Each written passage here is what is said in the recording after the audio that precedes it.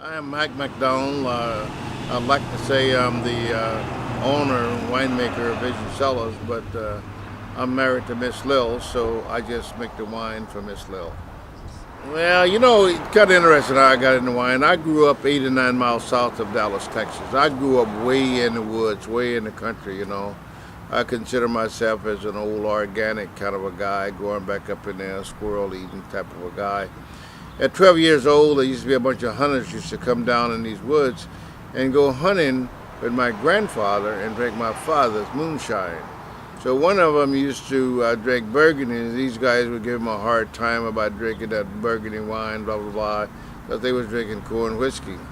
So one day he said to me, he says, "Hey son, would you like to have this bottle of wine?" And I said yes, but 12 years old, I didn't know how to get it open, but I finally dug out, the cork out of it, and I took a stick and shoved off in there, and I tasted it. You don't have to worry about Child Protective Service because they didn't have anything back off in those woods to do that anyway.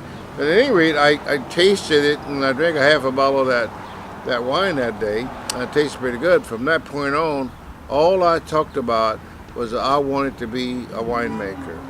Fast forward through high school, my coach says to me, "If you want to make wine, you need to move to California." That's why I moved from California, from Texas to California. I grew up about 8 or 9 miles south of Dallas, Texas, around Palestine, Waco, and that area. So getting to California, it's a really tough time getting to know winemakers, and I didn't know who they were, what they do, any of that thing. So I started hanging around up in Mendocino County, which is about 160 miles north of San Francisco.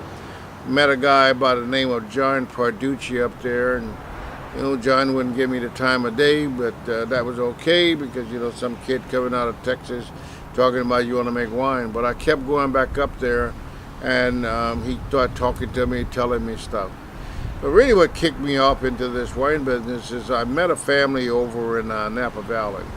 Family called the Wagner family, and I hung out with Mr. Wagner probably for 9 months, and I didn't know who he was. He didn't say anything about who he was.